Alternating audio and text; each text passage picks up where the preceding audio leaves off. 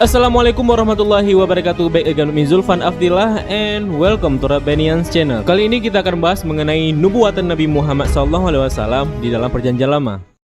Halo semua. Seperti yang saya katakan pada video-video lain, sebenarnya saya ini malas bikin konten yang kesannya menyerang agama Islam. Tetapi, seperti yang barusan kita dengar, orang-orang seperti channel Rabbanians ini mencari gara-gara dengan menggunakan Alkitab, kitab suci umat Kristen, untuk mengklaim dengan sembarangan bahwa Muhammad adalah nabi yang dijanjikan.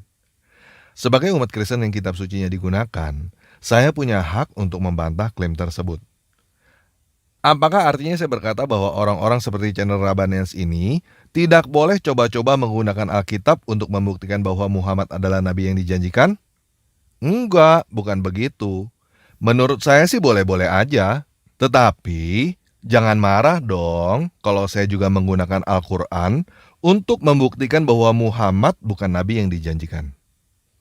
Kalau teman-teman muslim dipersilakan mempertanyakan Alkitab, kenapa saya tidak boleh mempertanyakan Al-Quran? Apakah kamu takut untuk mengetahui bahwa selama ini kamu dibohongin? Hah? Enggak. Kalau kamu tidak takut untuk mengetahui apakah selama ini kamu dibohongin, kenapa kamu tidak berani mempertanyakan Al-Quran? Kalau Al-Quran itu benar, seharusnya kamu tidak perlu takut untuk dipertanyakan. Jadi begini guys, pada video ini, saya akan menggunakan Al-Quran untuk membuktikan bahwa Muhammad bukan nabi yang dijanjikan. Dengan kata lain, saya akan menggunakan Al-Quran untuk membuktikan bahwa Al-Quran salah. Kalau kamu takut murtad, kalau kamu takut untuk mengetahui bahwa selama ini kamu dibohongin, lebih baik kamu berhenti nonton video ini sekarang. Karena semakin kamu nonton video ini, kamu akan semakin sadar bahwa apa yang kamu percaya selama ini adalah kebohongan, dan kamu akan murtad. Jadi bagaimana? Kamu takut untuk mengetahui bahwa selama ini kamu dibohongin, atau kamu berani murtad untuk melihat kebenaran?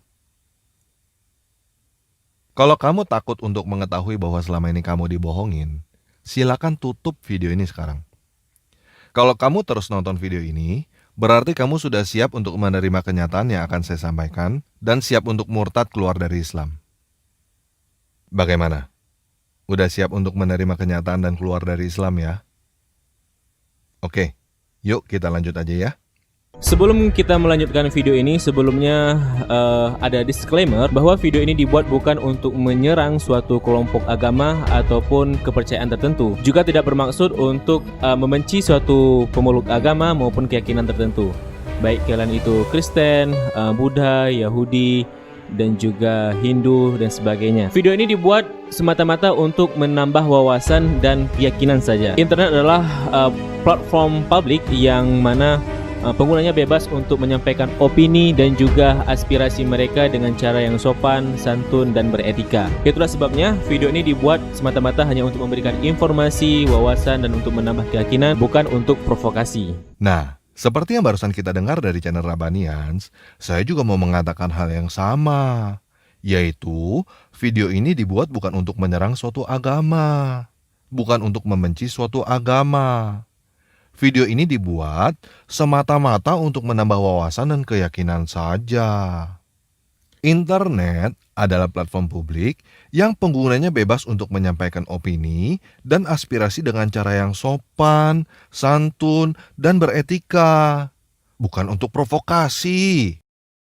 Selain itu, saya juga mau menambahkan apa yang dikatakan oleh Rabbanians dengan Undang-Undang Dasar 1945 Pasal 28E. Yang menyatakan bahwa negara menjamin kebebasan setiap orang untuk mengeluarkan pendapat.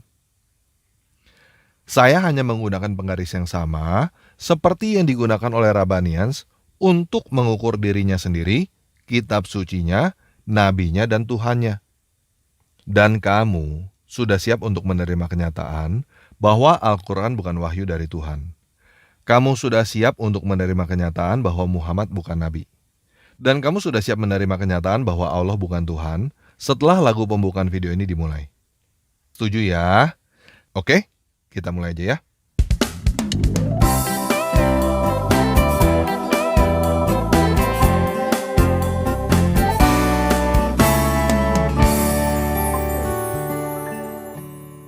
Mengenai Nabi Muhammad dalam Taurat dan Injil, sebagaimana disebutkan dalam surat As-Saff ayat 6, bahwa Nabi Muhammad telah diramalkan dan dinubuatkan dalam Taurat dan Injil.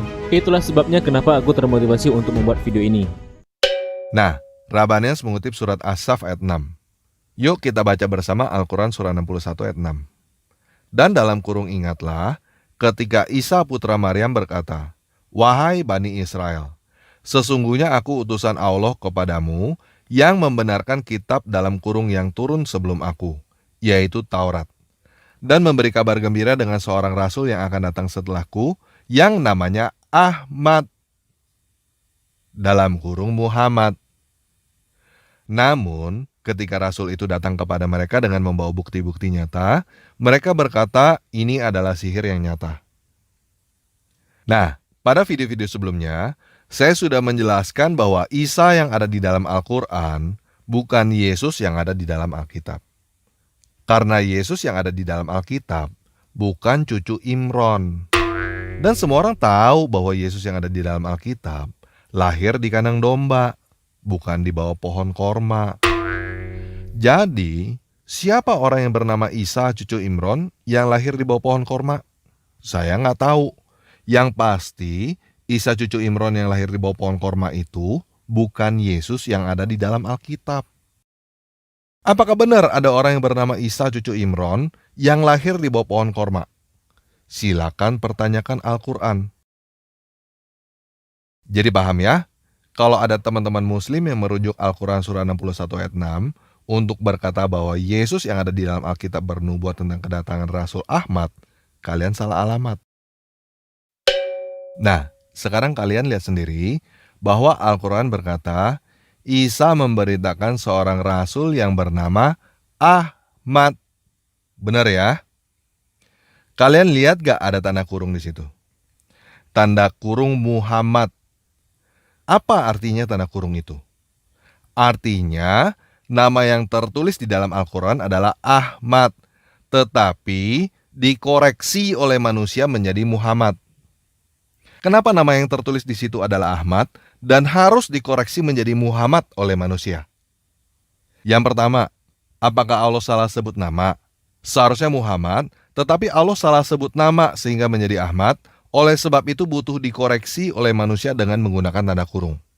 Yang kedua, yang Allah maksud memang Ahmad, bukan Muhammad.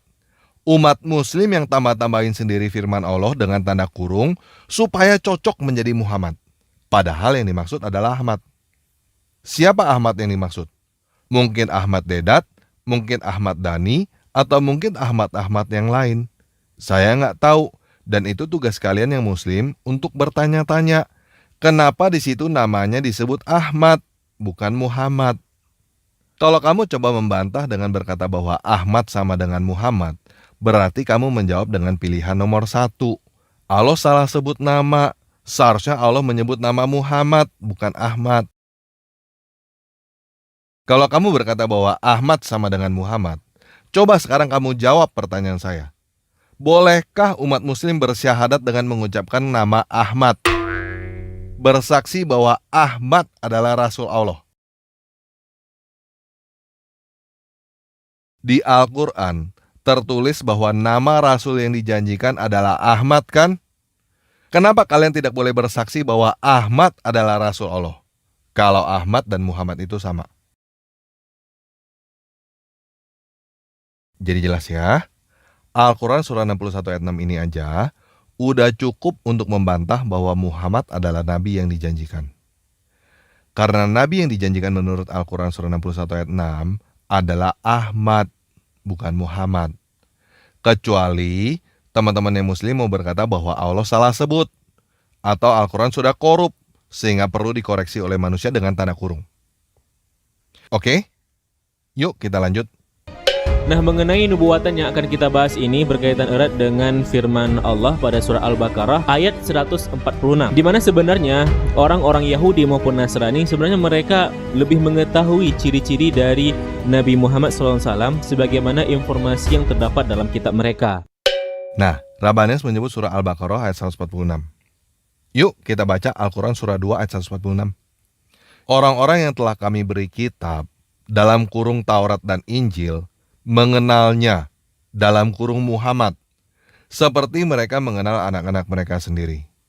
Sesungguhnya sebagian dari mereka pasti menyembunyikan kebenaran, padahal mereka mengetahui dalam kurungnya. Nah, poin pertama yang saya ingin teman-teman perhatikan adalah tanda kurung. Kenapa mesti dikoreksi pakai tanda kurung lagi oleh manusia? Kenapa Allah tidak menyebut nama Muhammad di situ? Apa? Bahasa Arab. Kalau Allah berkata bahwa orang-orang yang telah kami berikan Taurat dan Injil mengenal Muhammad dalam bahasa Arab, kan nggak perlu dikasih tanda kurung lagi oleh manusia.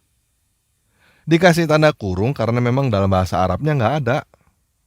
Kenapa Al-Quran, firman Allah yang katamu sempurna, harus dikoreksi lagi dan lagi dan lagi oleh manusia?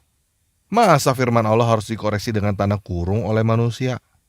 Saksikan betapa sintingnya orang ini. Ketika Christian Prince menuduh penerjemah Al-Quran menambahkan kata-kata dalam tanda kurung sebagai tindakan pemalsuan, sesungguhnya Christian Prince lah yang memalsukan dan melencengkan terjemahan Al-Quran gara-gara mengabaikan tanda kurung. Padahal kata-kata dalam tanda kurung ini diselipkan oleh penerjemah Al-Quran. Kata-kata dalam tanda kurung ini diselipkan oleh penerjemah Al-Quran sebagai benteng untuk melindungi dan menuntun siapa saja yang membacanya. Apakah Christian Prince mengerti ini? Dia tidak tahu.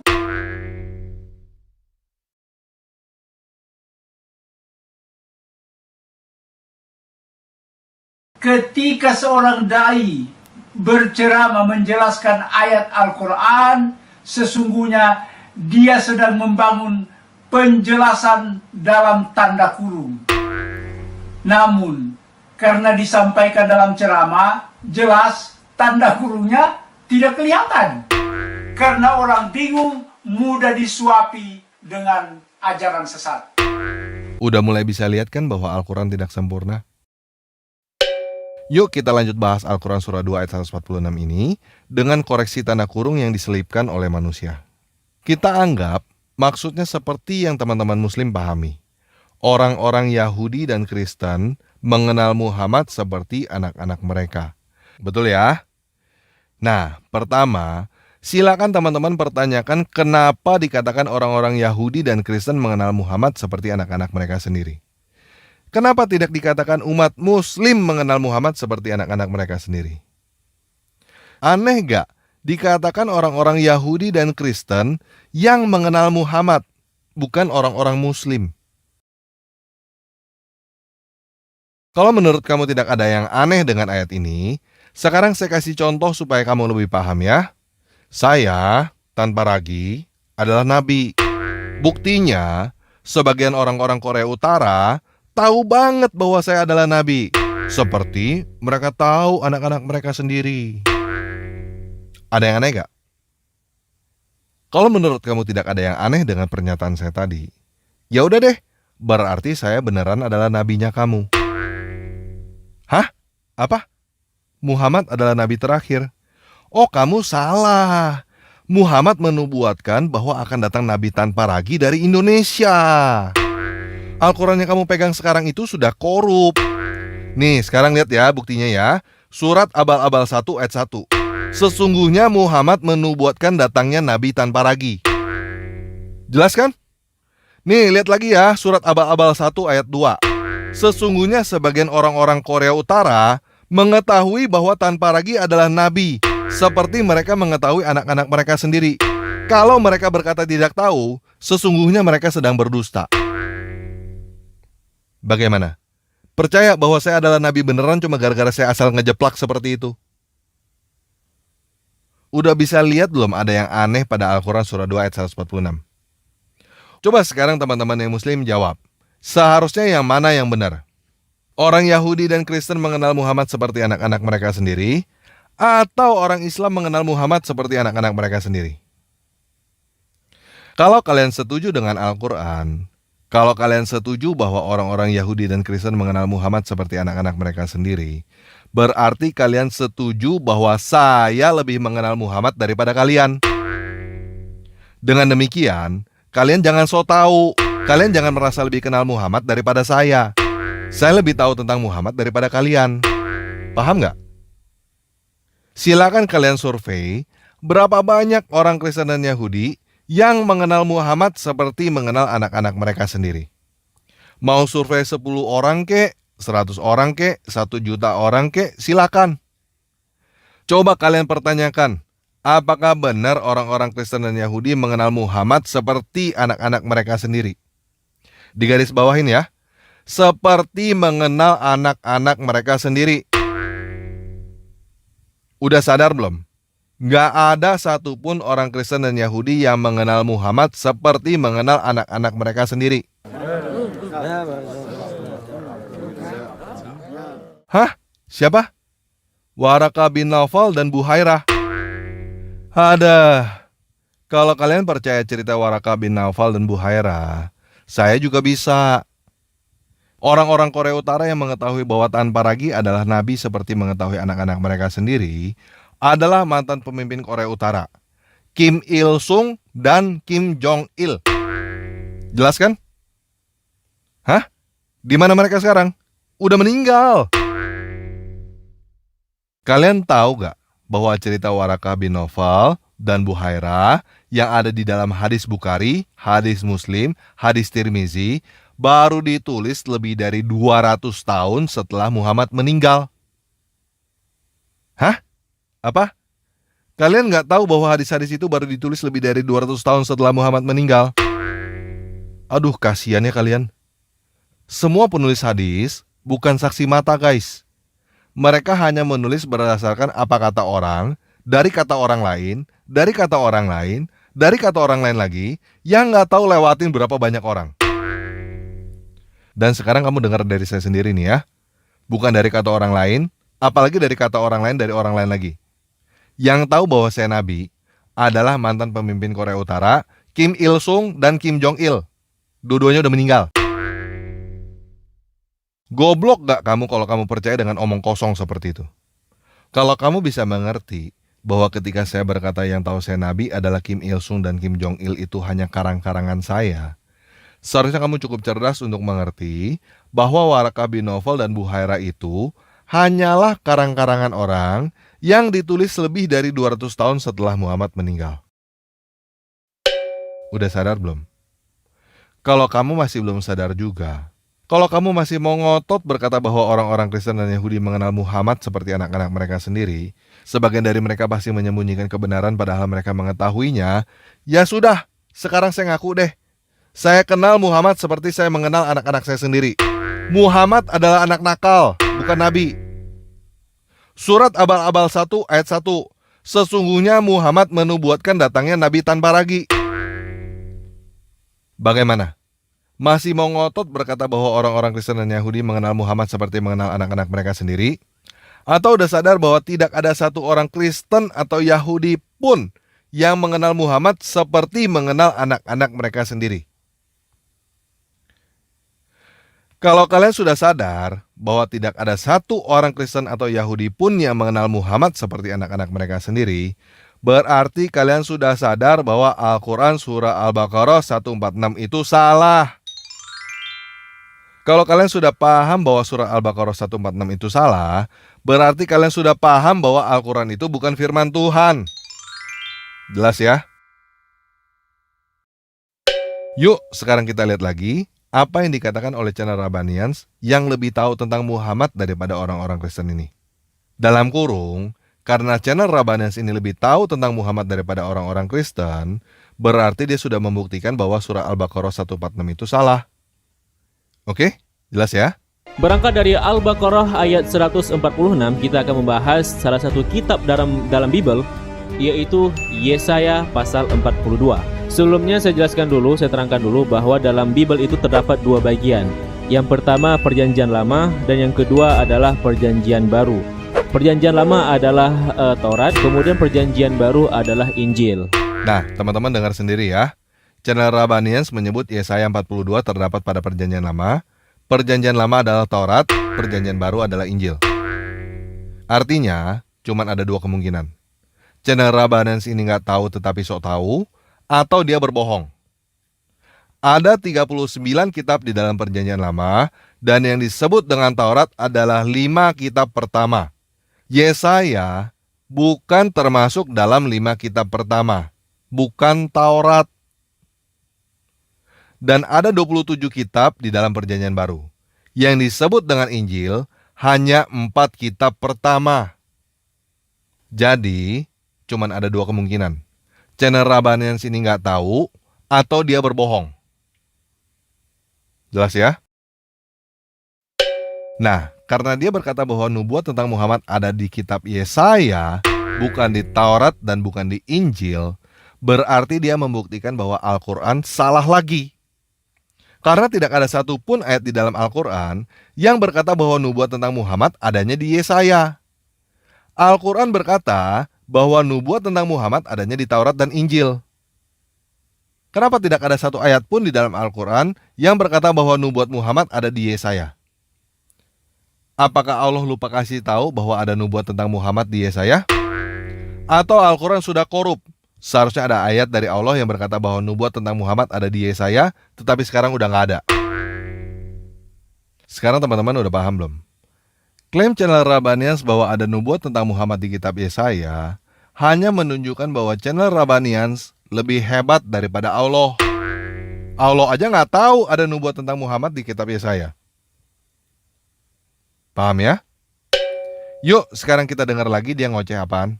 Untuk membuktikannya, mari sama-sama kita kaji Yesaya pasal 42 ini. Pada ayat pertama menjelaskan mengenai nubuatan terhadap sosok rahasia ini yang sangat istimewa. Ayatnya berbunyi, "Inilah hambaku yang kudukung, orang pilihanku yang menyenangkan hatiku." Nah, hambaku dalam bahasa Arab dikenal dengan sebutan abdun. Hambaku yaitu hamba Tuhan dalam bahasa Arab disebut dengan Abdullah. Sedangkan orang yang aku pilih dalam bahasa Arab disebut dengan Mustafa. Dan orang yang aku senangi yaitu Tuhan senangi, maka dalam bahasa Arab disebut dengan Habibullah. Nah, ketiga-tiganya Abdullah, Mustafa, dan Habibullah merupakan nama lain dari Nabi Muhammad SAW. Oke, kata channel Rabbanans, Abdullah, Mustafa, dan Habibullah adalah nama lain dari Muhammad kan? Benar ya? Yuk kita baca lagi Al-Quran surah 61 ayat 6. "Sesungguhnya aku utusan Allah kepadamu yang membenarkan kitab dalam kurung yang turun sebelum aku, yaitu Taurat, dan memberikan kabar gembira dengan seorang rasul yang akan datang setelahku, namanya Ahmad, dalam kurung Muhammad." Namanya siapa di situ? Ahmad. Bukan Abdullah, bukan Mustafa, bukan Habibullah kan? Jadi, klaim channel Rabbanans bahwa kitab Yesaya menubuatkan Muhammad membuktikan apa lagi? Membuktikan bahwa Al-Quran salah lagi. Mestinya, di Al-Quran tertulis bahwa Nabi yang dijanjikan bernama Abdullah, Mustafa, atau Habibullah. Ternyata Al-Quran tertulis namanya Ahmad. Coba dong kalau ada teman-teman muslim yang kenal dengan channel Rabbanans ini, tolong tanyakan kepada dia ya. Boleh gak sih umat muslim bersyahadat dengan bersaksi bahwa Abdullah adalah Rasul Allah?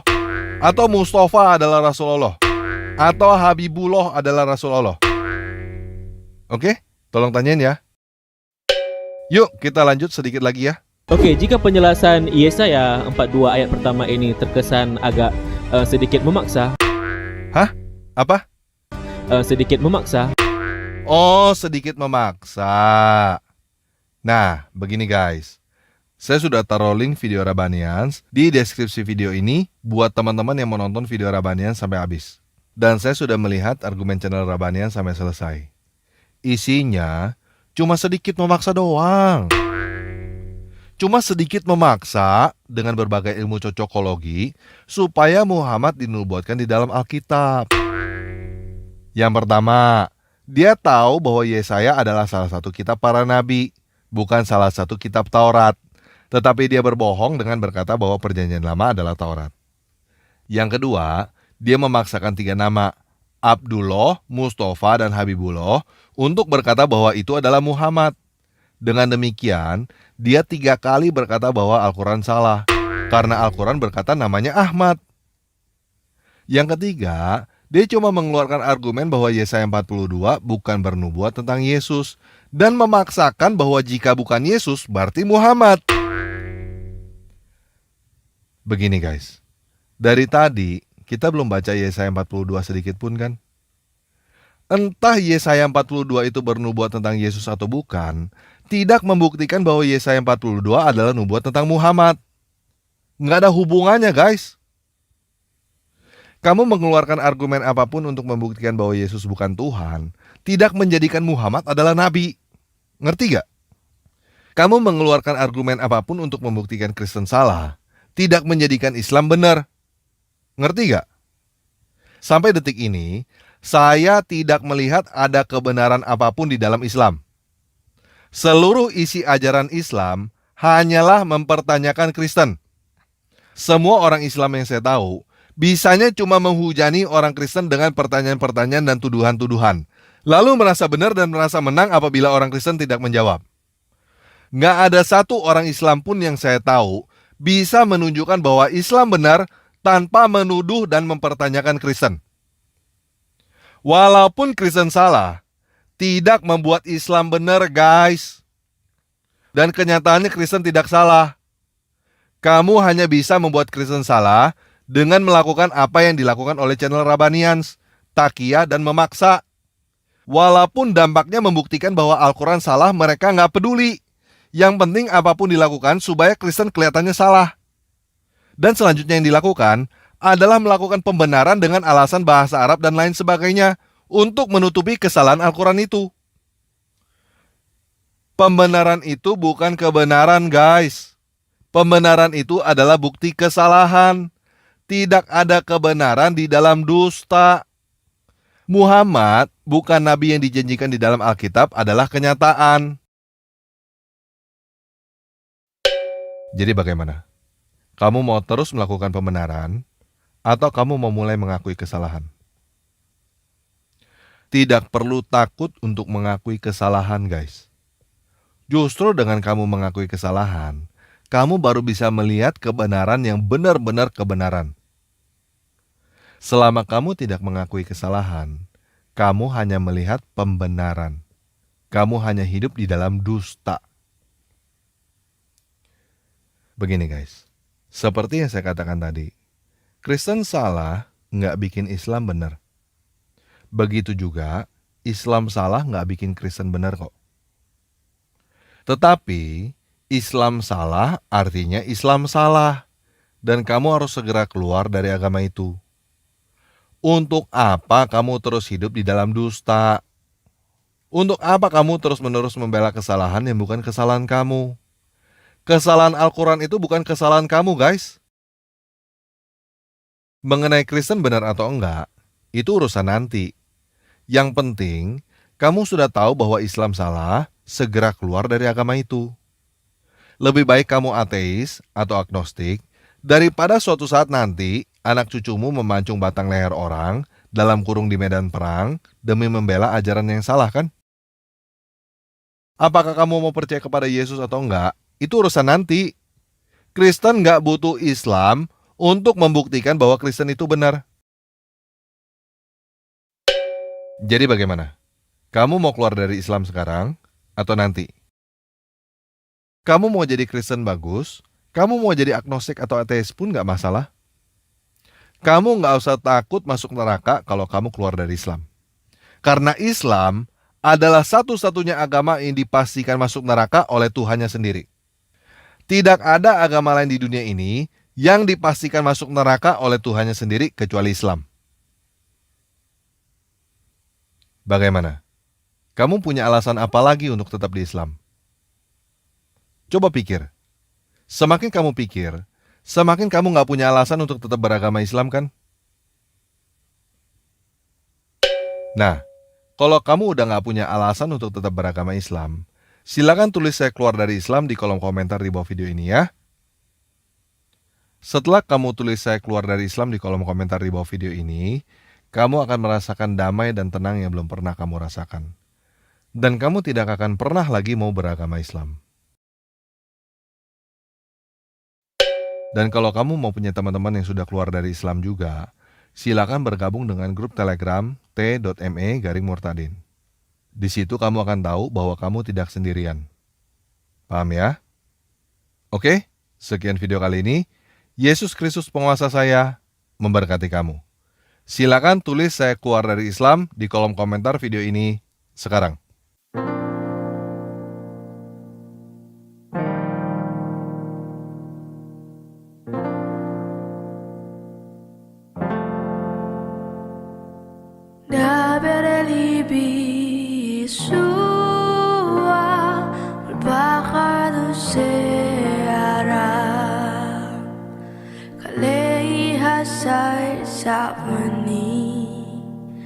Hasebi selo etbab Mili masih ko pasar Mili me fio diva Debere libi sua Tabekir bisalfa Berbicaralah Yesusku di bawah sayapmu, Kaulah tempat berlindungku yang menghapus tangisku. Kata yang di kesembuhan, kata belas kasihanmu, bicaralah Yesus. Padamu ada damai.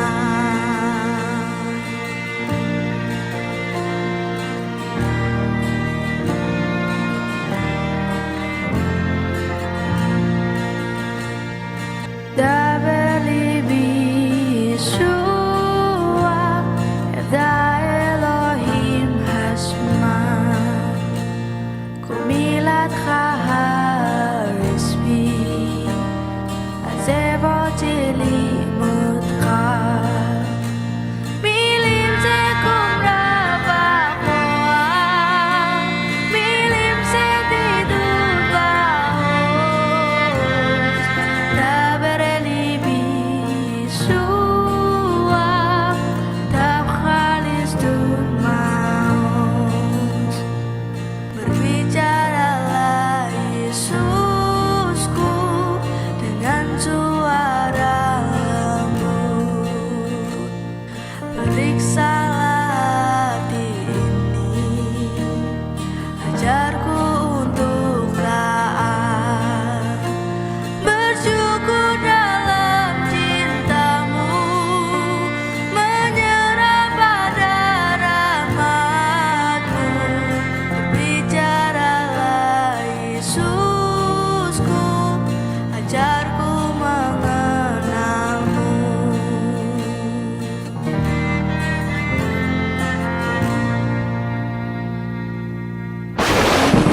Bicaralah Yesusku di tengah badai topan, gelombang laut menerpa, kami akan tenggelam. Kata yang hentikan badai, kata yang beriku harapan, berbicaralah Yesusku, tenangkanlah hatiku. Debereli bisua Adua besek nafkah Biklale nafsi neha Ebseato ay bekha Milim eraputasar Milim silkhim labako Debereli bisua En bekir pakasalo